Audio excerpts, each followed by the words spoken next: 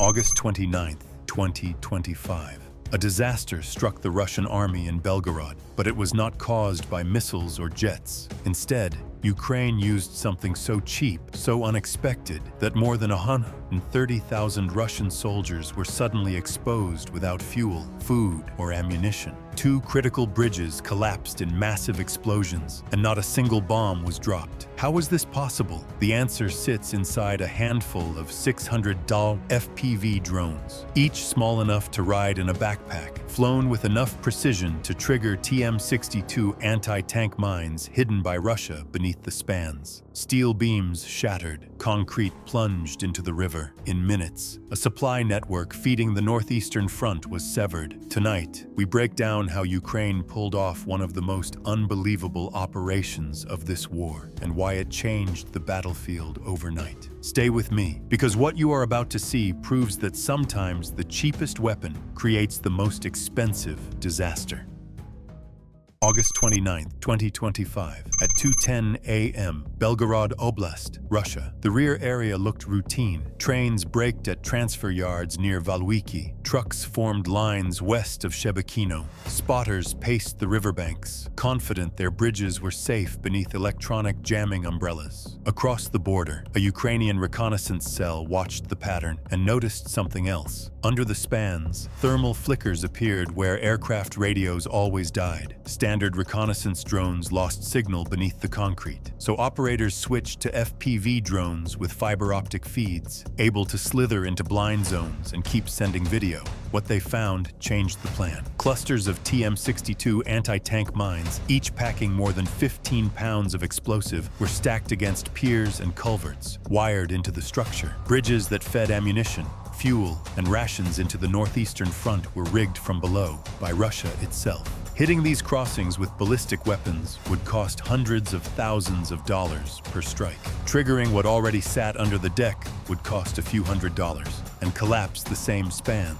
From that moment, the objective was clear. The plan shifted from bombs to the enemy's own mines.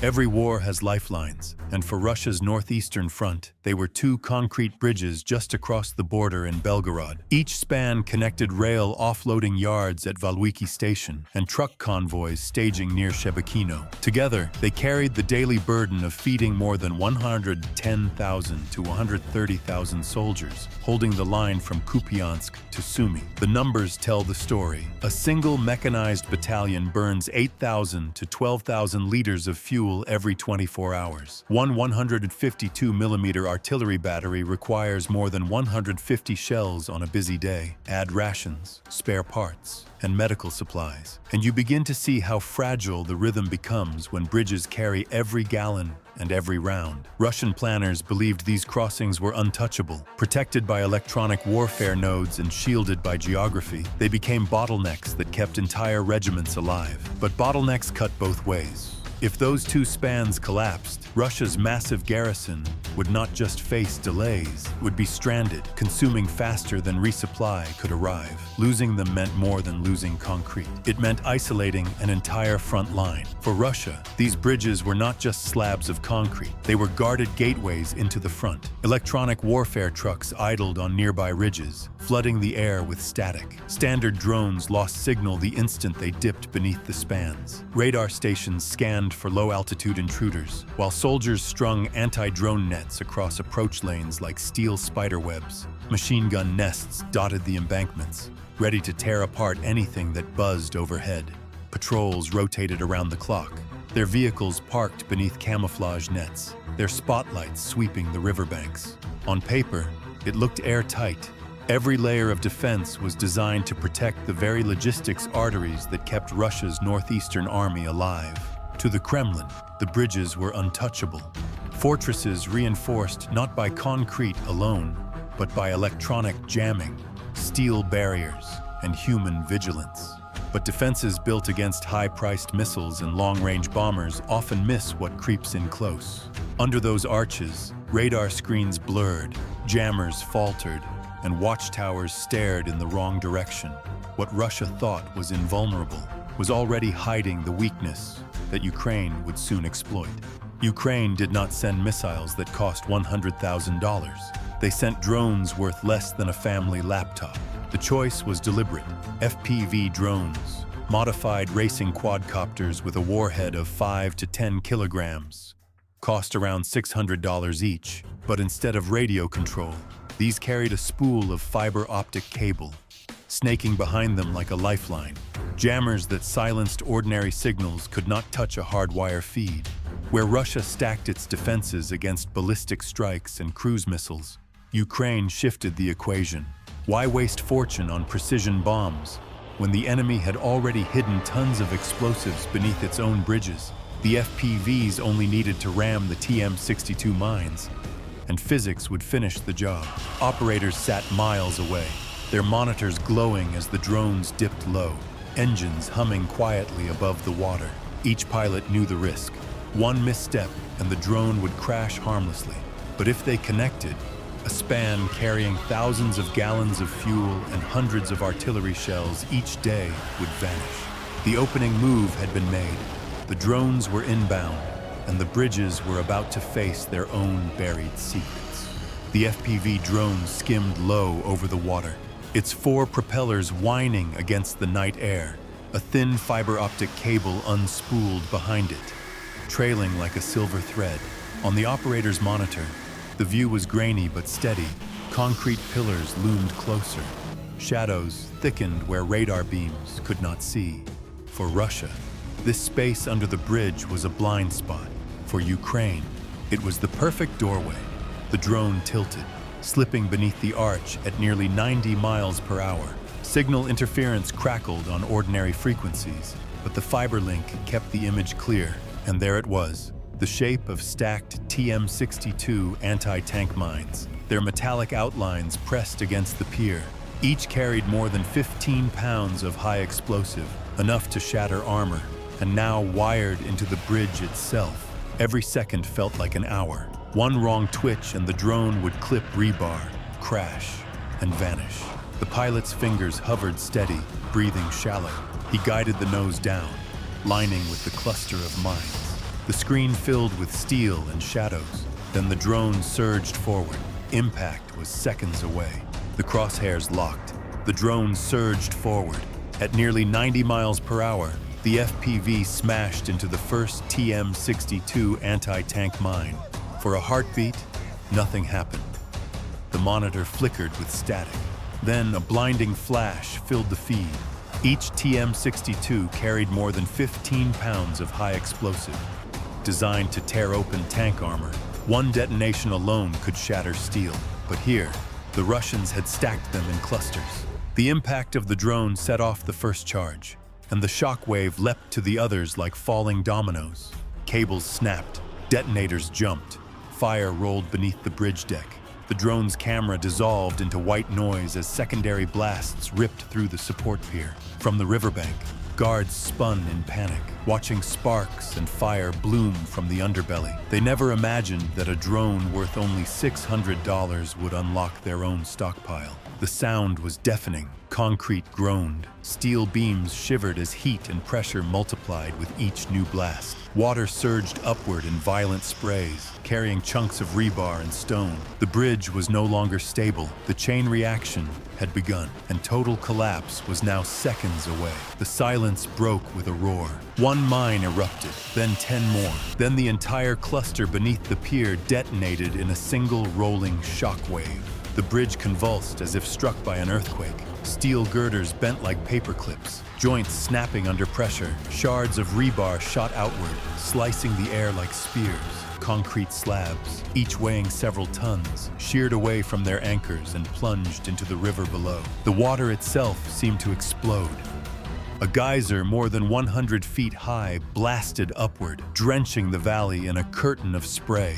Fish and debris scattered across the surface as waves rolled violently toward the banks. On the Russian side, guards staggered under the concussion. Ears rang, eyes blinded by fireballs blooming beneath the deck. Trucks parked nearby rattled violently. Windows shattered 5 kilometers away. For a moment, even the machine gun nests went silent, stunned by the sheer force of the blast. Then came the sound of collapse, a deep, grinding groan, as the central spans sagged, twisted, and gave way. One section tilted into the water, dragging cables and asphalt with it. Another span cracked down the middle, toppling sideways into a plume of smoke and dust. What had been a lifeline minutes earlier was now a jagged skeleton. The once sturdy arches lay crumpled in the current, beams protruding at odd angles, concrete broken into heaps. Both crossings, bridges that carried fuel, shells, and rations for more than 100,000 soldiers, were gone. Two arteries severed in a single night, leaving an entire front line exposed. When the echoes of the blast faded, silence returned. But it was the silence of shock, not peace. Russian soldiers on the riverbank stared at the broken skeleton of concrete and steel. The bridges that had carried lifeblood into the front lines were now twisted heaps, drowning in the current. Trucks loaded with ammunition and fuel halted in confusion, their drivers stepping out, shouting into radios that no longer carried answers. Field commanders scrambled to reroute supplies, but the alternatives were grim. Detours stretched dozens of miles longer. Roads were narrow, exposed, and within range of Ukrainian artillery. Convoys that once moved under cover of night now became slow, visible targets on predictable paths. The math was brutal. A mechanized battalion burning 8,000 liters of fuel per day could not last long without steady resupply. An artillery battery firing 152mm shells needed over 150 rounds daily. With both crossings destroyed, the demand remained, but the delivery was gone. In the ranks, panic spread. Soldiers whispered that they had been abandoned, cut off by their own minds. The bitter truth was undeniable. Russia had buried TM-62 anti-tank charges beneath its bridges, and Ukraine had simply pressed the trigger. For the 110,000 to 150,000 men, depending on those arteries, survival now meant waiting, rationing, or retreat. On the banks, wounded troops staggered through smoke, ears ringing, eyes wide. They had not been hit by shells or missiles, but by the collapse of their own lifeline. And as they limped away from the ruins, the weight of defeat pressed heavier than the falling concrete. Smoke drifted across the river, carrying the acrid smell of fuel and shattered concrete. On the Russian bank, soldiers staggered through dust, coughing, eyes wide with disbelief. Some clutched bleeding ears, their hearing shattered by the concussion. Others dragged wounded comrades across the dirt, their boots slipping on shards of rebar. For these men, the bridges had been more than stone. They were certainty, a promise that supplies would come. Now that promise lay broken in the water. Panic gave way to silence. Heads dropped. Radios crackled with static, but no orders came. Miles away, inside a dimly lit shelter, Ukrainian operators sat before glowing screens. Their FPV drones were gone, consumed in fire. But the mission had succeeded. They exchanged no cheers, only nods. What had cost them a few drones worth $600 each had stranded more than 100,000 enemy soldiers. The math felt surreal. Yet behind the tactics, there were still people. The camera had shown faces twisted in fear, men running toward smoke, not knowing if their lifeline was gone forever. For the Ukrainian pilots, victory came with weight. They had broken steel and strategy, but also broken spirits. The battlefield was not only measured in bridges destroyed or convoys delayed, it was measured in the eyes of men who realized they were suddenly alone. As the last echoes of the collapse faded, one truth remained. War is fought with machines, but endured by humans. The collapse of two bridges did more than block a river crossing. It shattered the rhythm of an entire front. Russian convoys that once moved smoothly through Belgorod now faced detours stretching dozens of extra miles. Every new road was longer, narrower, and within range of Ukrainian artillery and FPV drones. What had been hidden lifelines became exposed targets. The costs multiplied quickly. A mechanized battalion consuming 8,000 to 12,000 liters of fuel daily now burned even more just to reach the front. Artillery batteries demanding 152mm shells received fewer loads. Less often, food convoys slowed to a crawl. Rations stretched thin. Russia scrambled to respond. Pontoon bridges were rushed in, but these temporary spans froze in winter and sagged under heavy armor. Electronic warfare nodes and air defense units were redeployed, but spreading them thin left other areas vulnerable. Each patch created a new gap. The economic toll spread beyond the battlefield. civilian fuel prices spiked as military demand drained local reserves. Food deliveries slowed across Belgorod and Kursk. Sirens and flight restrictions in major cities reminded civilians that the war was now at their doorstep. For Ukraine, the message was simple. A few drones costing less than $1,000 each had forced Moscow to spend millions in repairs, rerouting, and defensive deployments. The cheap had defeated the expensive. Strategically, the bridges were more than stone and steel. They were arteries of war. And in one night, Ukraine proved it could cut those arteries whenever it chose. In one night, Ukraine showed the world that war is not always decided by missiles worth millions. Sometimes it is decided by drones costing less than $1,000. By steering FPV drones under two bridges in Belgorod, Ukrainian operators struck the hidden TM-62 mines that Russia had foolishly stacked beneath its own lifelines. The result was devastating. Concrete collapsed, steel twisted, and more than 110,000 soldiers suddenly faced supply lines cut in half. Fuel convoys stopped, artillery rounds slowed, food rations thinned. A $600 machine had created a crisis worth millions. The lesson is clear. In modern war, ingenuity beats brute force. Weak points are not always on the front line. Sometimes they are buried under your own bridges. Ukraine's strike was not only an attack on infrastructure, it was a message. The cheap can defeat the expensive, the flexible can outlast the rigid, and the smallest tool can carry the biggest consequence. What do you think this means for the future of the war? Tell us in the comments, and stay tuned for more Ukraine-Russia news.